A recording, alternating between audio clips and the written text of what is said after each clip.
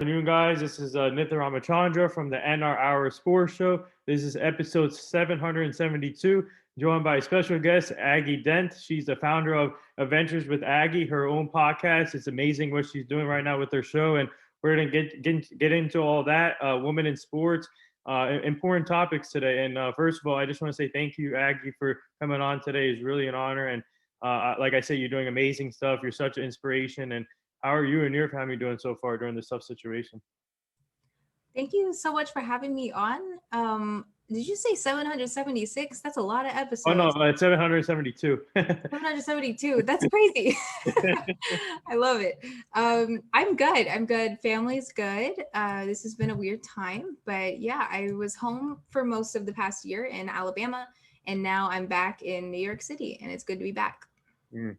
So I want to start off with while you were growing up and in college, and what made you get interested in the sports industry? And obviously, women in sports is still growing. But for you, what was it like just being the type of woman where I want to be in sports, covering sports, and talking about athletes? So when did you get interested in that? Yeah, so I think from a really young age, I loved sports. I played all kinds of sports growing up. You name it, I probably played it for at least a season. And as I guess my competition got higher and I was playing more and more, I would always come home from practice and say, Mommy, my feet hurt. I couldn't figure out why my feet hurt so bad. I went to doctors all around the US and I didn't know why. Or I didn't know why my feet hurt and they didn't know either. So over time, I developed a couple issues with my joints and my feet. And so those kind of build on top of each other until my high school playing days. I was trying out for a team and I permanently broke my feet. Oh, And I mean, a permanent injury doesn't sound great. I'm okay now. I can still go run and I can do things just in moderation. So once I was hurt, I knew I wasn't going to play sports anymore, do anything like that. I decided to study sports. So I go to NYU. I'm graduating in 2 weeks, which is super crazy. congrats. Thank you. I study sports management here. And I always knew that I wanted to be involved in sports because I loved playing it. And I loved thinking about all of the things that go on behind a game, thinking about the hundreds of thousands of people that it takes to put on that one Knicks game Mhm. is crazy. So I wanted to be a part of that. And yeah, that's kind of, I guess, where I am today. I'm a senior at NYU studying sports management and going to Columbia University in the fall for a master's degree, also in sports management. And yes, that's where I am. That's how I got into sports. Hmm.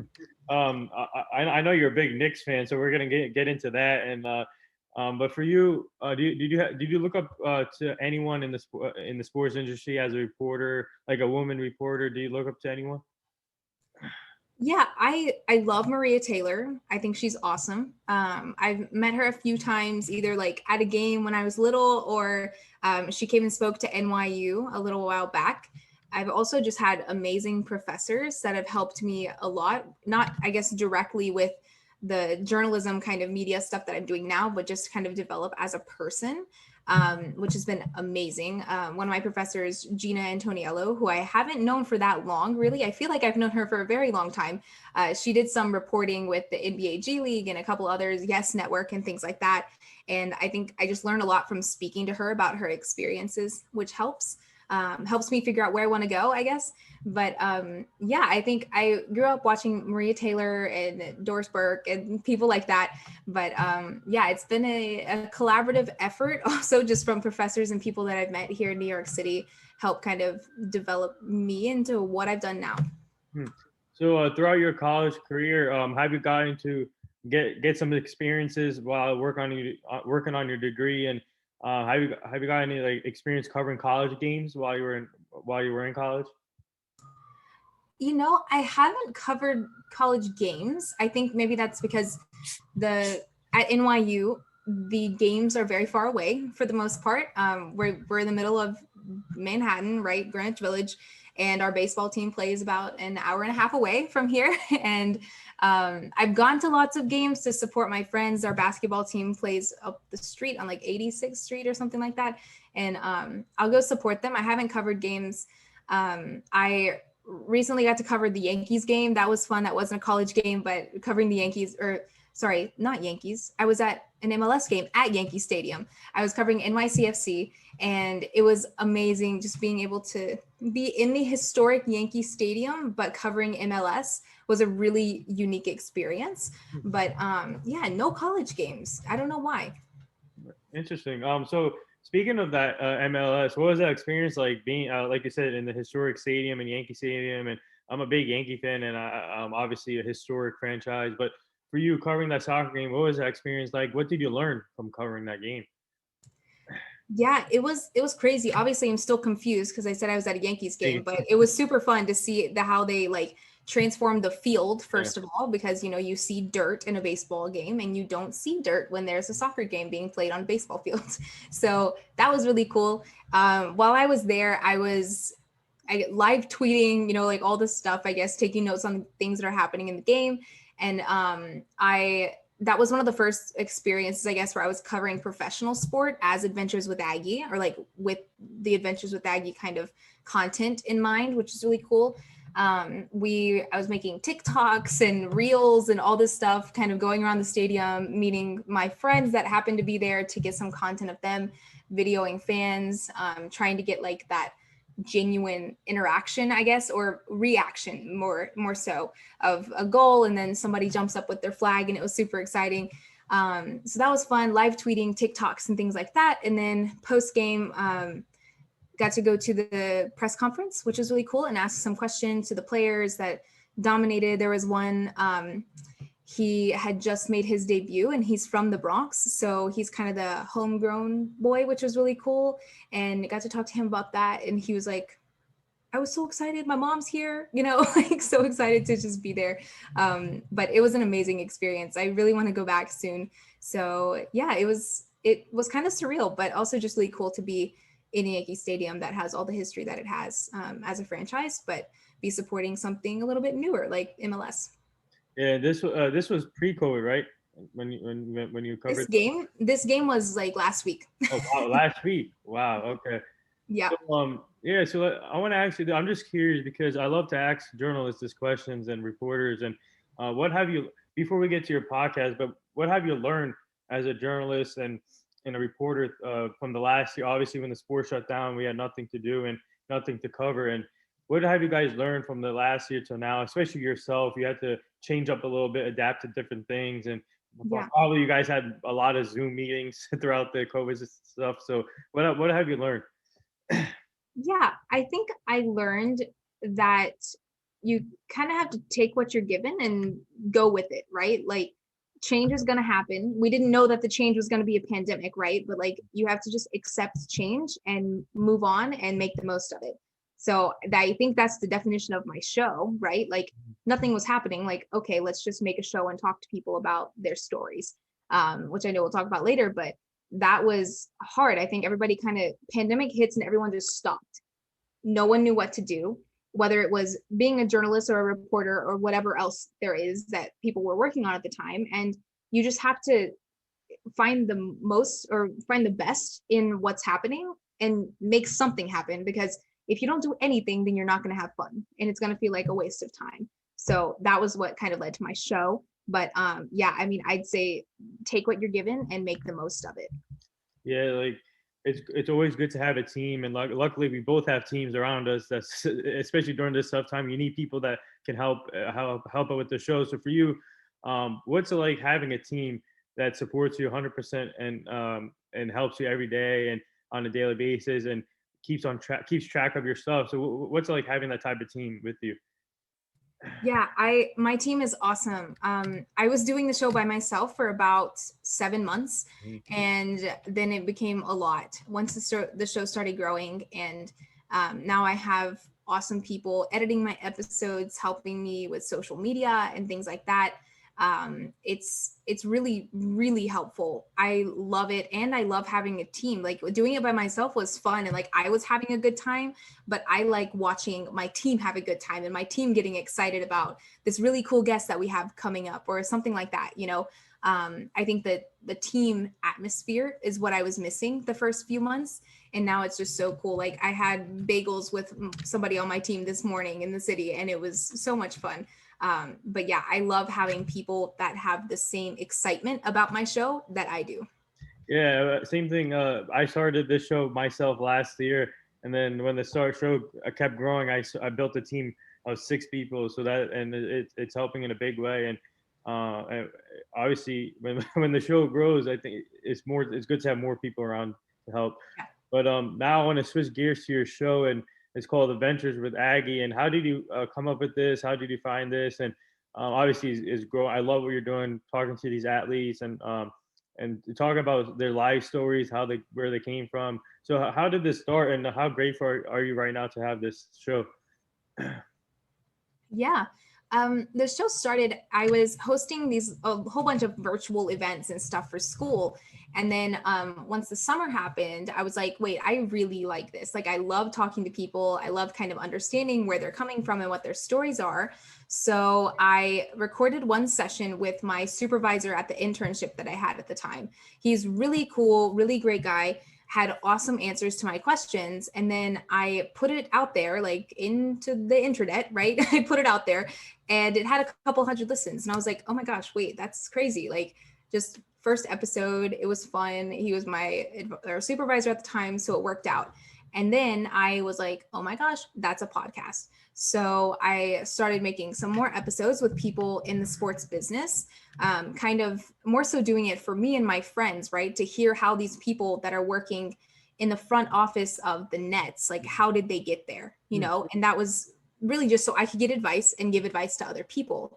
And then as the show progressed, I was like, wait, there are so many athletes or former athletes, retired athletes or something like that, that are working in the front office of these building or teams and things like that. So why would I not interview an athlete to talk about the sport, their story in sport, and how they transitioned into the office?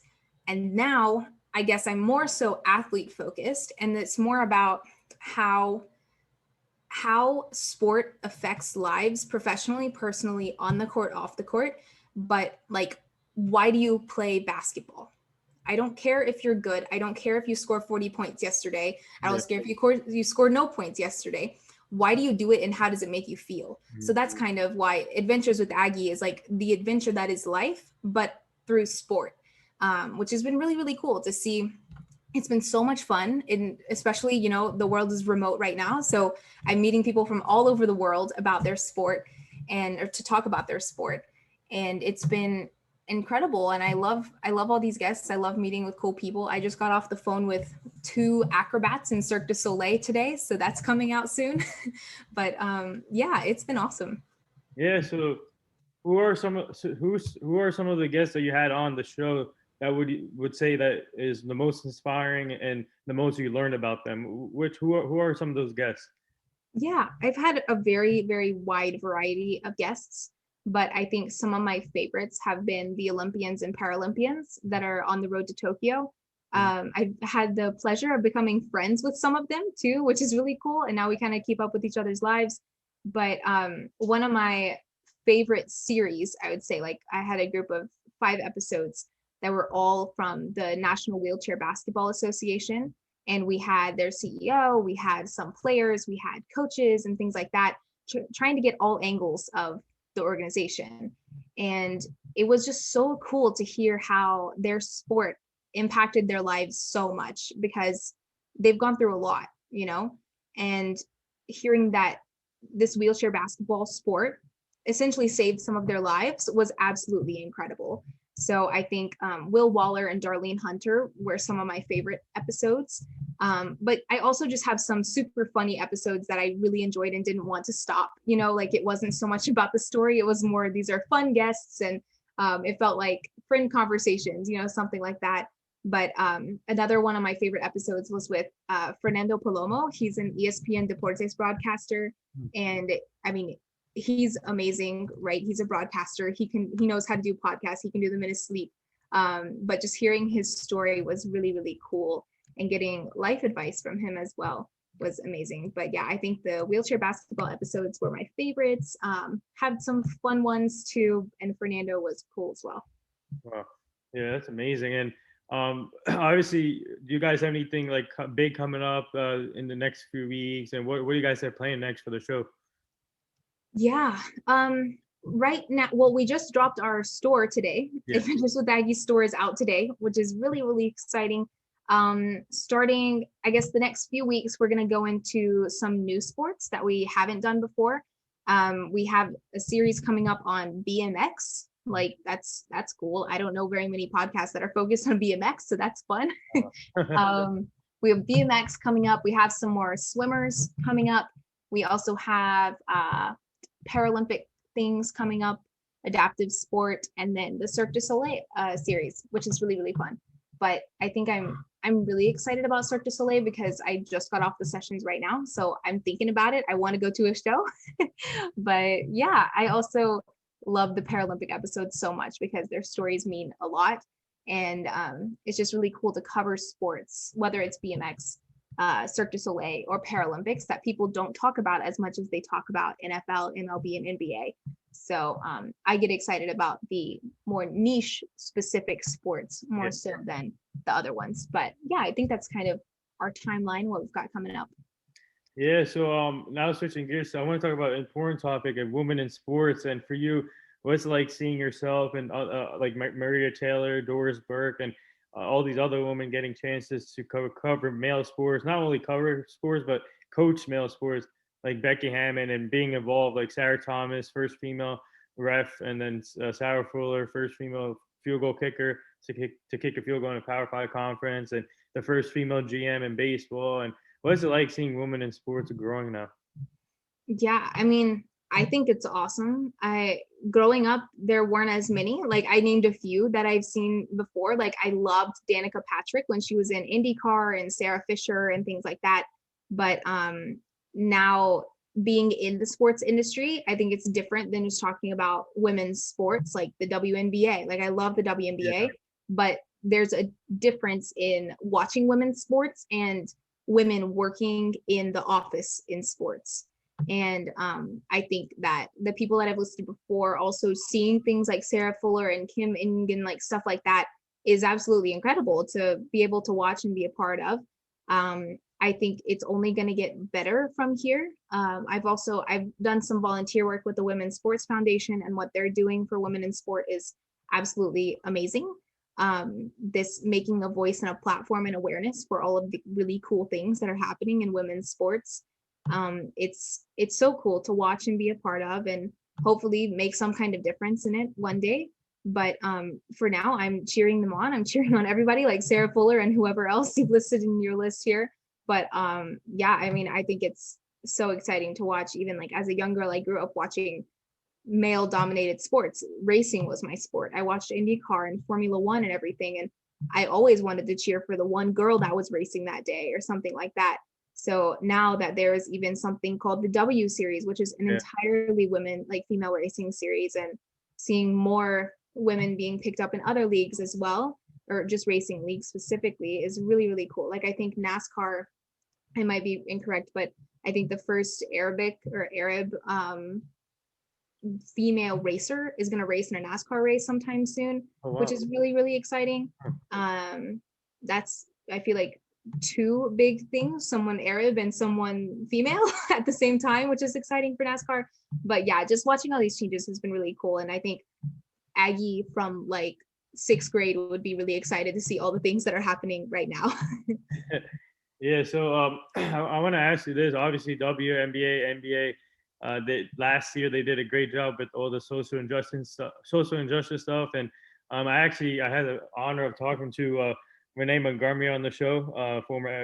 She's the owner of the part owner actually of the Atlanta Dream, and I talked with the head coach of the team too. And I recently during this week I had the coach of the Chicago Sky on, and so what's it like seeing all this?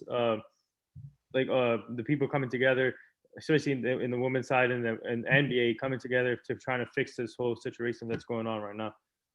Yeah, I think the Dream did an exceptional job, not with changing their own leadership, but also like United States leadership, which was really crazy. I I actually am putting out an episode soon with Elizabeth Williams, which is really cool because she's the one that read the statement saying they're not playing anymore the day that Jacob Blake was shot. So that's really exciting. But her episode was awesome as well. And I think that the WNBA and the NBA are both very progressive leagues, and they're good at addressing these issues that are prominent and important. But the WNBA really showed unity, which I think was really, really necessary for what was going on during that time. But yeah, I think they've done an incredible job of addressing things that are important that people might not want to address. Like, I think we've seen plenty of people kind of avoiding sensitive topics and things like that, but the NBA and the WNBA are killing it with these progressive kind of movements and statements and just staying on top of the news. Yeah. So a couple more things here before I let you go. I know you have your show coming up, but obviously you're Knicks. I'm a Knicks fan too, and obviously they're exceeding everybody's expectations this year, and obviously in the fourth spot. What do you think? Are you hyped right now? How excited are you about this run? And Tom Thibodeau, a great coach, heck of a coach. Everybody thought it was going to be a bad hire. I said no way. It's a great hire for us, and obviously now I'm hearing that free agents want to come to New York now. The way they see them playing. What do you like about this team? It's so fun. They're so much more fun to watch now, not just because they're winning, but I think that they do have team chemistry, which is really cool to see. The last game that I went to before COVID was a Knicks game, and the first game that I went to after COVID was a Knicks game. Not after COVID, but once sports started opening back up, was a Knicks game. So I had the pleasure of seeing them live last week. That was super, super cool. I was kind of freaking out. I think I said this on Courtney's show the other day too. Like, Derrick Rose is here now. Like, what? Like, that was cool. I'd never seen him before play in person, at least, and that was awesome to watch. But yeah, no, I mean, I'm so excited. This is probably the best that I've ever seen the Knicks play in my life. That may be a stretch, I guess. Maybe like when Carmelo was there, they were decent, but I don't know. So anyway, it's really fun. Hopefully I go to another Knicks game soon to watch them. I had a really good time watching Obi. I love Obi, New York boy. Like, I think that's exciting. Emmanuel quickly. I hope Mitchell Robinson gets better too. I love watching him play. So that was sad seeing him on the bench the other day. Yeah. But lots of really good things coming up. And I do agree with you. I think Thibodeau has been awesome. Yeah. And the last two things here, our team is part of this foundation called the Hugh Jackson Foundation. I'll send you the page. We're trying to help prevent human trafficking and making sure the community is safe and the kids stay safe, because it's still horrible out there what we're seeing. So we're trying to come up with ways how to stop it, and we're really grateful to be part of this foundation. They're doing a really inspiring stuff, and I'll send it to you so you can check it out. For sure. The last thing here, would you like to say anything to all the nurses, doctors, and essential workers right now? They're smashing it. They're smashing it. I'm so appreciative. I got my vaccine, first and second dose. I'm fully vaccinated.